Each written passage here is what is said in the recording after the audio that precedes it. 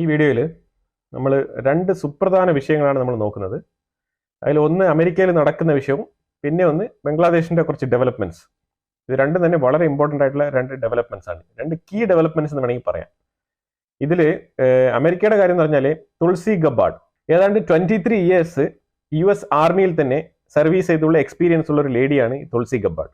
Director of national intelligence ആ ഒരു പൊസിഷനിലേക്കാണ് ഈ തുൾസി ഗബ്ബാർഡിനെ ട്രംപ് റെക്കമെൻഡ് ചെയ്തിരിക്കുന്നത്. അതുപോലെ തന്നെ കാഷ് പട്ടേൽ എന്ന് പറഞ്ഞ വ്യക്തിയെ FBI-യുടെ ഡയറക്ടർ പോസ്റ്റിലേക്കും നിർദ്ദേശിക്കുന്നു എന്നുള്ളതാണ്. നമ്മുടെ നാട്ടിലെ പോലെ ഈ മന്ത്രിമാരെ വിജയിച്ച പാർട്ടികൾ മാത്രം ചേർന്ന് തീരുമാനിച്ചാൽ പോരാ.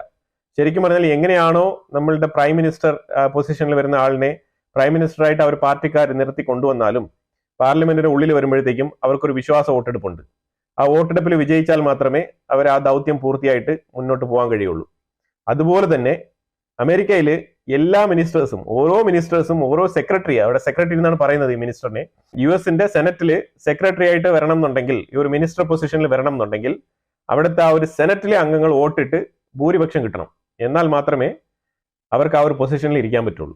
അപ്പൊ അതെന്താ വെച്ചാൽ അത് നമ്മൾ റെപ്രസെന്റ് ചെയ്ത ആൾക്കാരെ അവർ ലീഡ് ചെയ്യുമ്പോഴത്തേക്കും ഈ സെനറ്റിൽ നിന്നും ഒരുപാട് ചോദ്യങ്ങൾ ഉയരും. ഇവരുടെ ആശയങ്ങൾ എന്താണ്, ഇവരെന്താണ് ചെയ്യാൻ പോകുന്നത്, ഇവർ ഇതിനു മുമ്പ് എന്തൊക്കെ കാര്യങ്ങളാണ് ചെയ്തുകൊണ്ടിരുന്നത്. അപ്പൊ ഇതിൽ ഒരുപാട് കാര്യങ്ങൾ ചോദ്യം ചെയ്യപ്പെടും എന്നുള്ളതാണ്. അപ്പൊ അതിൽ നല്ല രീതിയിൽ നിങ്ങൾ ഡീമോട്ടിവേറ്റ് ചെയ്യാനും തന്നെ പോസിറ്റീവായിട്ട് നിങ്ങളുടെ പാർട്ടിക്കാർ നിങ്ങളെ സപ്പോർട്ട് ചെയ്യുകയും ചെയ്യും. അപ്പൊ അതുപോലെ രണ്ട് വ്യക്തികളാണ് ഇന്നലെ അമേരിക്കൻ സെനറ്റിൽ ഈ ഒരു സ്പീച്ച് കൊടുത്തത്. സ്പീച്ച് എന്ന് പറഞ്ഞാൽ പ്രീ പോളിംഗിന് മുമ്പുള്ള ഒരു സ്പീച്ച്, ആ രീതിയിൽ തന്നെ നമുക്ക് പറയാം. ഇതിൽ കാഷ് പട്ടേൽ കുറച്ച് ഫ്ലെക്സിബിൾ ആയിട്ടുള്ള ഒരു സ്റ്റാൻഡിലൂടെയാണ് ഒരു സ്പീച്ച് കൊടുത്തത്. പക്ഷെ അതേസമയം ഈ തുൾസി ഗബ്ബാർഡ് വളരെ ക്ലിയർ ആയിട്ടും വളരെ വ്യക്തമായിട്ടാണ് അവരുടെ നിലപാട് വ്യക്തമാക്കിയത്. ഈ തുൾസി ഗബ്ബാർഡിനെതിരെയുള്ള ആരോപണം എന്ന് പറഞ്ഞാൽ തുൾസി ഗബ്ബാർഡ് ട്രംപിന്റെ പപ്പറ്റാണ്, പുടിന്റെ പപ്പറ്റാണ്, അതുപോലെ മോദിയുടെ പപ്പറ്റാണ്, അതുപോലെ തന്നെ സിറിയയിലെ അസാദില്ലേ ഇതിനു മുമ്പ് ഭരിച്ചുകൊണ്ടിരുന്ന അയാളുടെയും കൂടെ പപ്പറ്റാണെന്നുള്ള ഒരു എലിഗേഷനൊക്കെ ഈ ഒരു സെനറ്റിന്റെ ഓപ്പോസിറ്റ് പാർട്ടിയിൽ, അതായത് ഡെമോക്രാറ്റിക് പാർട്ടിയിൽ നിന്നുള്ള ആൾക്കാർ ഉന്നയിക്കുന്നുണ്ടെന്നുള്ളതാണ്. അതിന് ചില കാരണങ്ങളുണ്ട്. ആ കാരണങ്ങൾ എന്താണെന്നുള്ളത് നമ്മൾ ജസ്റ്റ് ഒന്ന് നോക്കാം. നോക്കി പോകുമ്പോൾ പറഞ്ഞാല് ഈ ഡെമോക്രാറ്റിക് പാർട്ടിയിൽ നിന്നും റിപ്പബ്ലിക് പാർട്ടിയിലോട്ട് മാറിയ ആളാണ്. അപ്പൊ ഇവർ ഡെമോക്രാറ്റിക് പാർട്ടിയിൽ ഇരുന്ന സമയത്ത് ഇവര് ഈ അസാദിനെ കണ്ട് സംസാരിച്ചിട്ടുണ്ടായിരുന്നു. അത് നമ്പർ 1. അതുകൂടാതെ പുടിൻ ഉക്രൈനെ ആക്രമിക്കുന്നതിൽ ശരിക്കും പറഞ്ഞാൽ പുടിന്റെ ഭാഗത്ത് ന്യായമുണ്ട് എന്ന് വാദിക്കുന്ന കൂട്ടത്തിലാണ് തുൾസി ഗബ്ബാർഡ്. കാരണം ഈ ഒരു നാറ്റോയുടെ ഒരു അലയൻസും കൊണ്ട് ഇമാതിരിയുള്ള അതിന്റെ ഒരു ജസ്റ്റിഫിക്കേഷൻ ചെയ്തിട്ടാണ് അവർ അതിനെ വിലയിരുത്തുന്നത്. പിന്നെ ഒബ്വിയസ്ലി അവരൊരു ഹിന്ദുമത വിശ്വാസിയാണ്. അപ്പൊ അതുകൊണ്ട് തന്നെ കാരണം ഇന്ത്യക്ക് കൂടുതൽ സപ്പോർട്ടീവായിട്ട് നിൽക്കാനുമുള്ള നിലപാടുകൾ എടുക്കും എന്നുള്ള അലിഗേഷൻസ് ഒക്കെ വരുന്നുണ്ടെന്നുള്ളതാണ്. അപ്പൊ ഇതിനെല്ലാം വളരെ കട്ട് ആൻഡ് റൈറ്റ് ആയിട്ട് വളരെ ക്ലിയർ കട്ട് ഷോർട്ട് ആയിട്ടുള്ള മറുപടിയാണ് തുൾസി ഗബ്ബാർഡ് ഇന്നലെ കൊടുത്തത്. ആ സ്പീച്ച് എന്ന് പറഞ്ഞാൽ അത്രയും എക്സലന്റ് ആയിട്ടുള്ള ഒരു സ്പീച്ചാണ് കാഴ്ചവെച്ചത്. അവരുടെ ആ ഒരു 23 ഇയേഴ്സ് ഉള്ള ആർമിയിലെ എക്സ്പീരിയൻസ് അവർ ഈ ഒരു സ്പീച്ചിലൂടെ തെളിയിച്ചിട്ടുണ്ടെന്നുള്ളതാണ്. അവർ കൃത്യമായിട്ട് പറഞ്ഞിരിക്കുന്നത് ട്രംപിനെ പോലെ അവർ മുഖവിലേക്ക് എടുക്കുന്നില്ല. ആ രീതിയിൽ അവര് അമേരിക്കയുടെ ഭരണഘടന അതിനെ ഞാൻ ഫോളോ ചെയ്യും. അതുപോലെ തന്നെ അവര് രാജ്യത്തിന്റെ മിലിറ്ററിയിലായാലും ആ ട്രസ്റ്റ് വർത്തിനെസ് ഇതെല്ലാം കാണിക്കും എന്നുള്ള നിലയിലാണ് അവർ പറഞ്ഞിരിക്കുന്നത്. പിന്നെ അവർ ഒരിക്കലും ഇന്ത്യ സപ്പോർട്ട് അല്ലെങ്കിൽ ഇന്ത്യൻ സപ്പോർട്ട് ആ രീതിയിലുള്ള കാര്യങ്ങളൊന്നും തന്നെ അവിടെ എടുത്ത് പറഞ്ഞിട്ടില്ല എന്നുള്ളതാണ്. പിന്നെ ഇവര് ഇതിൽ പറഞ്ഞ ഒറ്റൊരു കാര്യം എന്ന് പറഞ്ഞാൽ ഈ അസാദ് റെജീമിനെ അവർ സപ്പോർട്ട് ചെയ്തു എന്നുള്ളതിലുപരിയായിട്ട് അവരുടെ നിലപാട് വ്യക്തമാക്കുകയാണ് ചെയ്തത്. ഈ HTS എന്ന് പറഞ്ഞ സംഘടന ഇസ്രായേലിന് ഹിസ്ബുള്ളയെ അറ്റാക്ക് ചെയ്യേണ്ടി വന്ന സാഹചര്യം വേറെയാണ്. അല്ലാതെ ഇസ്രായേലിന് അസാദ് റെജീമിനെതിരെ യുദ്ധം ചെയ്യണം എന്നുള്ള യാതൊരു ധാരണയില്ല എന്നുള്ളതാണ്. പക്ഷേ ഇസ്രായേൽ ഹിസ്ബുള്ളയെ അടിച്ച് വീക്കൻ ചെയ്തത് കൊണ്ട് തന്നെ Assad regime by default weak ആകുകയാണ് ചെയ്തത്. ആ ഒരു സാഹചര്യം മുതലെടുത്തുകൊണ്ടാണ് ഈ HTS എന്ന് പറഞ്ഞ ഈ ഒരു തീവ്രവാദ സംഘടന ഒരുപാട് അമേരിക്കൻ സോൾജേഴ്സിനെ കൊന്നു തള്ളിയ ഈ ഒരു HTS സംഘടന. കാരണം ഇവർ ഈ തുൾസി ഗബ്ബാർഡ് ഇറാഖിലെ യുദ്ധത്തിനെ ഇവർ ലീഡ് ചെയ്തിട്ടുണ്ട്. ഇറാഖിന്റെ യുദ്ധകാലത്ത് അവർ ഇറാഖിൽ വന്ന് അമേരിക്കന്റെ പ്രതിനിധിയായിട്ട് ഇറാഖിൽ വന്ന് അവർ ആ യുദ്ധത്തിന് പങ്കെടുത്തിട്ടുണ്ട്. അപ്പൊ അതുകൊണ്ട് തന്നെയാണ് അവർ ഇത്ര ക്ലിയർ കട്ടായിട്ടുള്ള വ്യക്തമായിട്ടുള്ള മറുപടിയാണ് സെനറ്റിൽ കൊടുത്തത്. ഇതൊക്കെ വളരെ അപ്രീഷിയേറ്റഡ് ആയിട്ടുള്ള കാര്യങ്ങളാണ്. ഇറാഖിൽ അമേരിക്കൻ സേന തീവ്രവാദികളുമായിട്ട് യുദ്ധത്തിൽ ഏർപ്പെട്ട സമയത്ത് നടന്ന കാര്യങ്ങൾ, അനുഭവിച്ച കാര്യങ്ങളൊക്കെ എണ്ണി പറഞ്ഞുകൊണ്ടാണ് തുൾസി ഗബ്ബാർഡ് അവിടെ മറുപടി കൊടുത്തത്. അപ്പൊ അതുകൊണ്ട് ഇന്ന് നിങ്ങളെല്ലാം വാഴ്ത്തിക്കൊണ്ടിരിക്കുന്ന, ഇന്ന് നിങ്ങളെല്ലാം ഈ പുകഴ്ത്തിക്കൊണ്ടിരിക്കുന്ന, ഇന്ന് നിങ്ങളെല്ലാം നോർമലൈസ് ചെയ്യുന്ന ഈ ഒരു തീവ്രവാദികളാണ് ഒരു കാലഘട്ടത്തിൽ അമേരിക്കയുമായിട്ട് ഈ രീതിയിലുള്ള യുദ്ധത്തിൽ ഏർപ്പെട്ട തീവ്രവാദികൾ. ഇവർക്കെതിരെയാണ് നമ്മൾ മില്യൺ കണക്കിലും ബില്യൺ കണക്കിലും ഡോളേഴ്സ് ചെലവാക്കിക്കൊണ്ട് യുദ്ധം നടത്തിയത്. ആ ഒരു ആൾക്കാരെയാണ് ഇന്ന് സിറിയയിൽ അൺഫോർച്ചുനേറ്റ്ലി അവർ ഭരണത്തിൽ ഏറുകയും അവരെ എല്ലാം അനുകൂലിച്ചുകൊണ്ട് ഈ ഒരു തീവ്രവാദത്തെ നോർമലൈസ് ചെയ്തുകൊണ്ടിരിക്കുകയാണ്.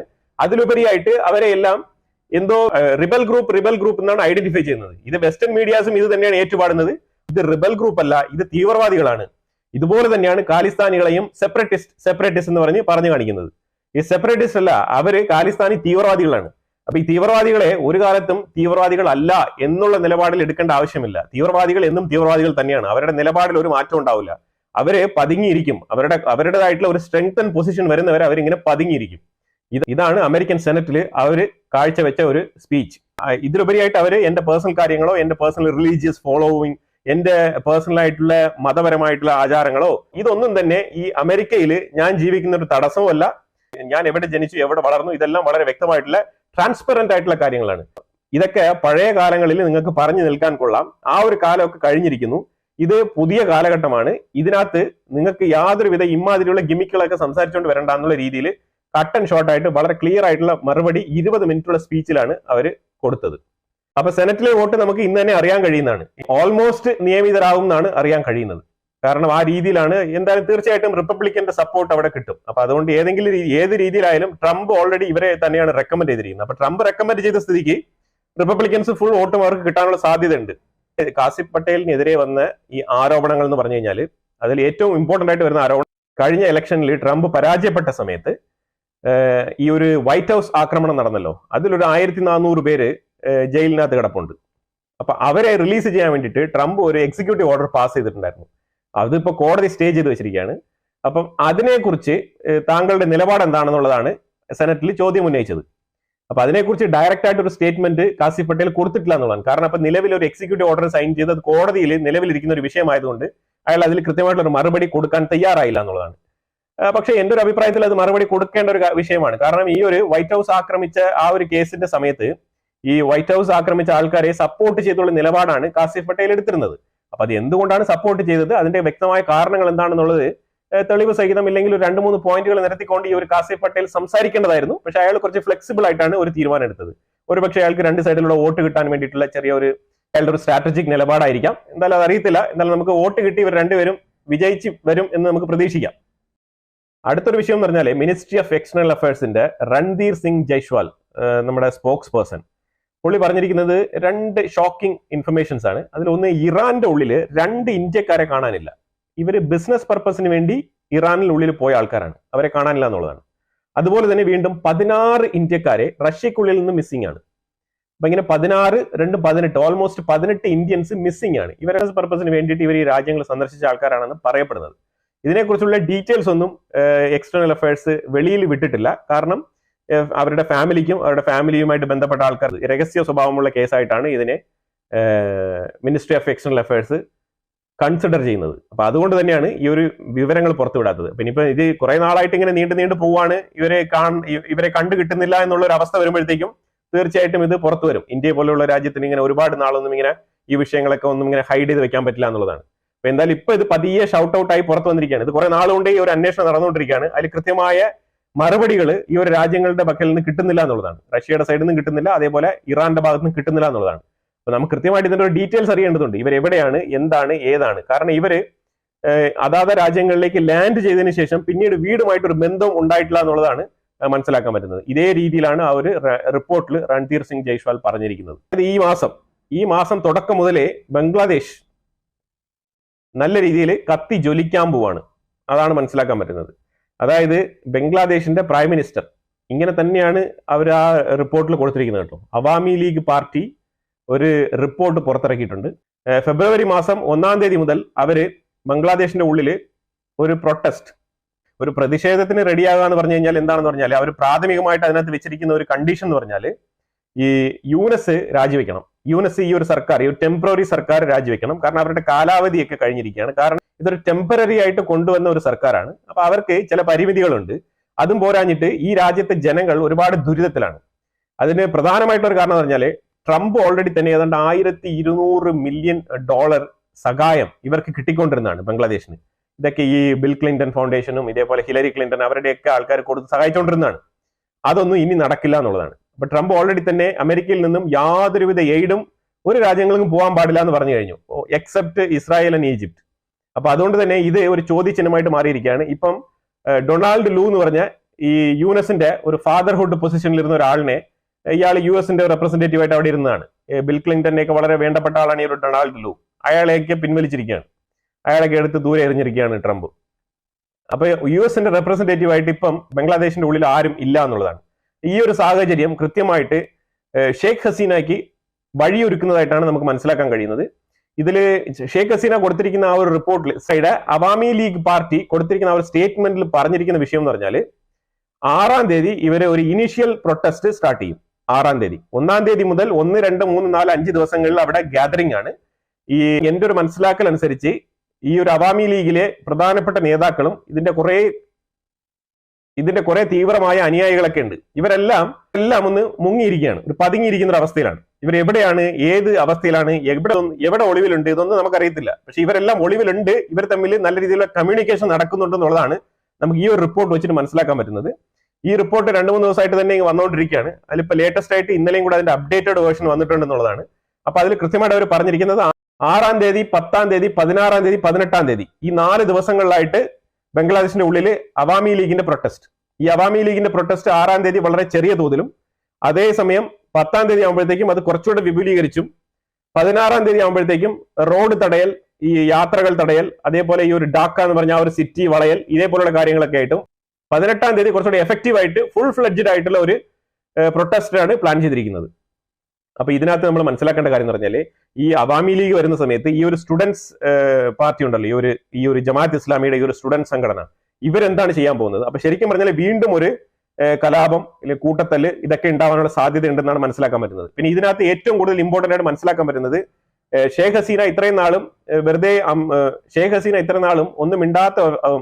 ഹസീന ഇത്രയും നാളും സൈലന്റ് ആയിട്ട് ഇരുന്നുകൊണ്ട് ഇവര് ഒന്നും കാണാതെ ഇതിലോട്ട് ഇറങ്ങിത്തിരിക്കില്ല എന്നുള്ളതാണ് നമുക്ക് മനസ്സിലാക്കാൻ കഴിയുന്നത്.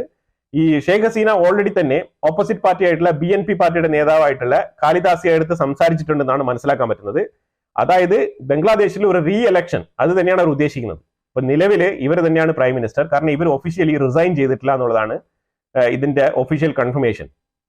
അപ്പൊ അതുകൊണ്ട് തന്നെ ഓപ്പോസിറ്റ് പാർട്ടിയും ഇതിനെ പിന്തുണയ്ക്കുകയാണ്. അതായത് ഒരു ഇലക്ഷൻ കൊണ്ടുവരാൻ വേണ്ടിയിട്ടുള്ള ഒരു സാഹചര്യം ഒരുക്കാൻ വേണ്ടിയിട്ട് പിന്തുണയ്ക്കുകയാണ്. കാരണം അവർക്ക് ഒരു ഭരണകക്ഷി ഇരുന്നു കഴിഞ്ഞാൽ ഇവർ ഒരു ഓപ്പോസിറ്റ് പാർട്ടിയായിട്ട്, ഒരു ഓപ്പോസിറ്റ് പ്രതിപക്ഷ നേതാവായിട്ടൊക്കെ ഇവർക്ക് തുടരാം.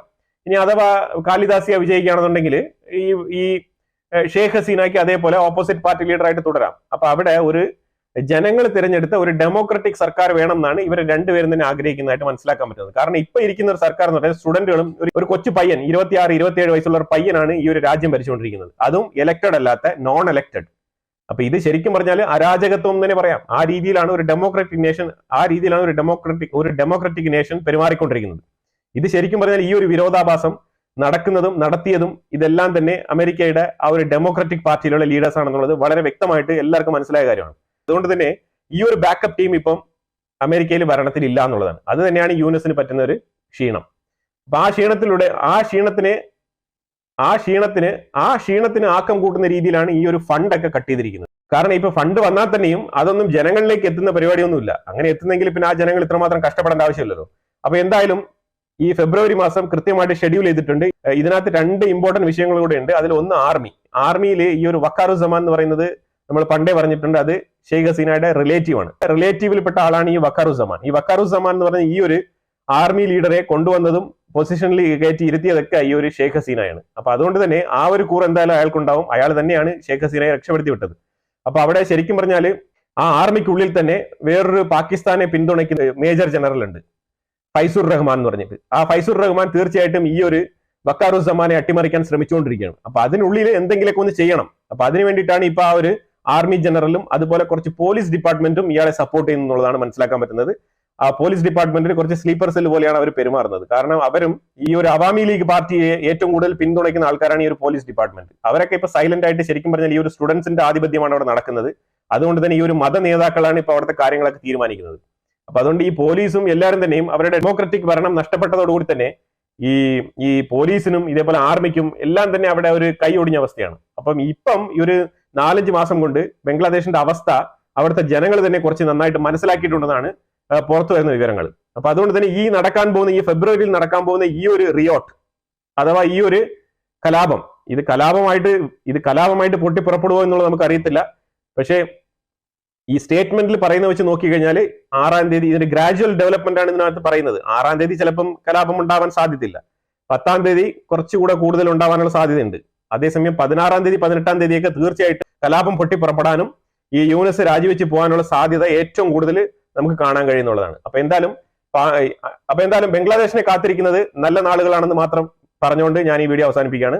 ഇതിനെക്കുറിച്ചുള്ള അഭിപ്രായങ്ങൾ കമന്റ് ബോക്സിൽ രേഖപ്പെടുത്തുക. വീഡിയോ ഇഷ്ടപ്പെട്ടു കഴിഞ്ഞാൽ ലൈക്ക് ചെയ്യുക, ഷെയർ ചെയ്യുക. അതുപോലെ തന്നെ നിങ്ങൾ ആദ്യമായിട്ടാണ് ചാനൽ കാണുന്നുണ്ടെങ്കിൽ മറക്കാത്ത ചാനൽ സബ്സ്ക്രൈബ് ചെയ്യുക. വീണ്ടും അടുത്തൊരു വിഷയമായിട്ട് വരാം. Thank you so much.